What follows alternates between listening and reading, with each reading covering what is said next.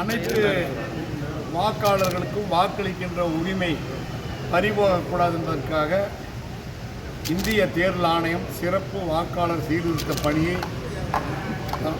தமிழ்நாடு முழுவதும் மேற்கொண்டிருக்கிறது. அந்த பணியிலே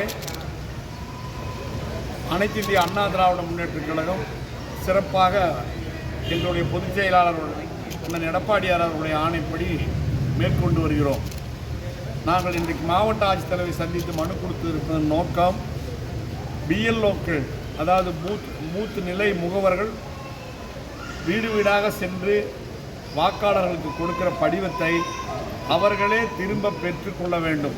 எந்த அரசியல் கட்சி பிரதிநிதிகளும் அதை பெற்றுக்கொண்டு வந்து மாவட்ட அலுவலகத்தில் ஒப்படைப்பது என்பது மிக தவறான முன்னுதாரணமாக மாறிவிடும்.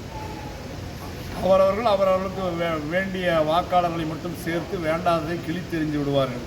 எனவே நாங்கள் கலெக்டரிடத்திலே அனைத்து இந்திய அண்ணா திராவிட முன்னேற்றக் கழகத்தின் சார்பாக பிஎல்ஓக்கள் வீடு வீடாக சென்று விநியோகிக்கிற படிவங்களை பிஎல்ஓக்களே திரும்ப பெற வேண்டும் என்று வற்புறுத்தியிருக்கிறோம். எந்த ஒரு வாக்காளருடைய வாக்குரிமையும் பறிபோய்விடக்கூடாது என்பதற்கு இது ஒரு முன்னுதாரணமான வேண்டுகோளாக எங்கள் பொதுச் செயலாளர் எடப்பாடியாருடைய ஆணைப்படி வைத்திருக்கிறோம்.